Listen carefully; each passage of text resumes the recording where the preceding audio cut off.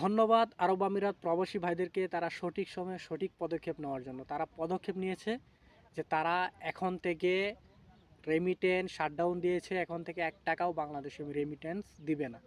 তারা কিছু দাবি করেছে, সেই দাবিগুলো যতদিন পূরণ না হবে, তো সেই দাবিগুলো হচ্ছে যে আপনার প্রথম নম্বর দাবি হচ্ছে যে বর্তমানে আরব আমিরাত প্রবাসীদের জন্য ভিসা সংক্রান্ত যে সমস্যাগুলো চলতেছে, সেই সমস্যাগুলো অবশ্যই সমাধান করতে হবে।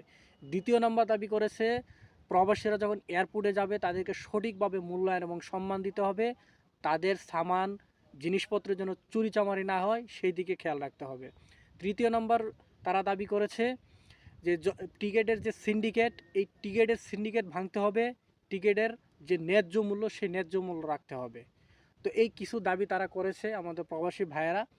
তো এই দাবিগুলো যতদিন পূরণ না হবে তারা তাদের অবস্থান থেকে রেমিটেন্স শাটডাউন করেছে। তো আমরাও প্রত্যেক প্রবাসীরা যে যার অবস্থান থেকে আমরাও পদক্ষেপ নেই, যে যেই দেশ থেকেই থাকুক না কেন, আমরা আরব আমিরাত প্রবাসী ভাইদেরকে সমর্থন জানাই, তাদের সাথে আমরাও হাতে হাত মিলাবো ইনশাআল্লাহ।